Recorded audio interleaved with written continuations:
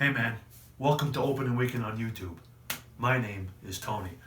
I'm headed right out to the movie theater right now. I'm going to find some real patriots who have seen the brand new patriotic film, The Forever Purge. And I'm going to get right out of the theater feedback. I'll see you there, brother.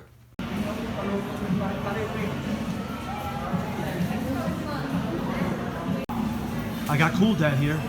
You just saw The Forever Purge. It's the fifth in the series, is it not? I think so. Yeah. So, what'd you think? Had a great time. I mean, you know what you're getting with the Purge movies. Right. This one's obviously twisted up a little bit with the Forever Purge type thing. Right. But it had the characterization. It had the action. There were some jump scares. That could get you. I was kind of watching it and equating it to a little bit of a Resident Evil type video game. No where kidding. At certain points they're going through the city, which is essentially under siege, and right. you got the purgers jumping out from left and right, as they're trying to break through. And I thought it was if it was based on a video game at that point, it would be one of the better video game adaptations I'd seen. Yeah. So it was good. Was there any political jabs in this movie? You know what I'm saying?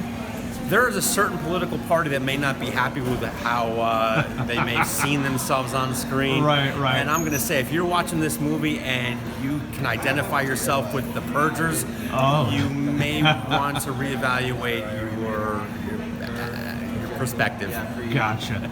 Really quick, would I be spoiling anything if I just tried to summarize it? I didn't see it, but from what I read in the papers, it's a couple. It's a husband and a wife. Sure, yep. And they seek refuge because the purge is happening again. They seek refuge in, is it Josh Lucas's house? He has like a mansion, I guess? It's a farm.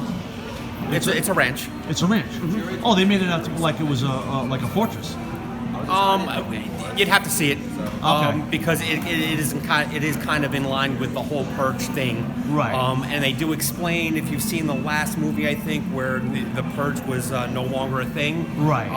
They do explain why it's back, briefly. So, it's something that when you're watching the movie and you understand what's going on in today's political Right. situation. You kind of get how things can change every few years. Yeah. So basically, that once the purge is over and it's daybreak, they think it's time to go, but it really isn't because these guys won't let it go.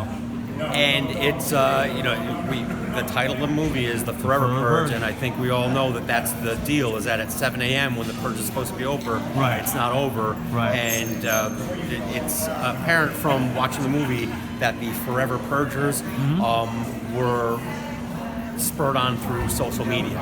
Yeah.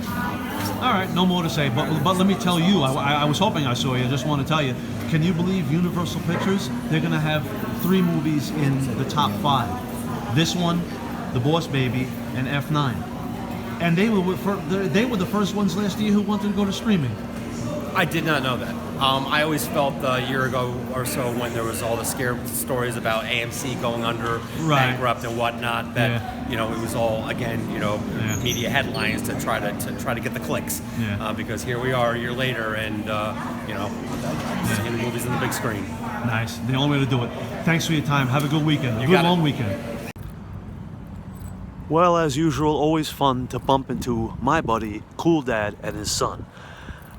I thank them again for their Forever Purge feedback, and I thank you for watching, and I shall see you soon. Have a good July 4th weekend.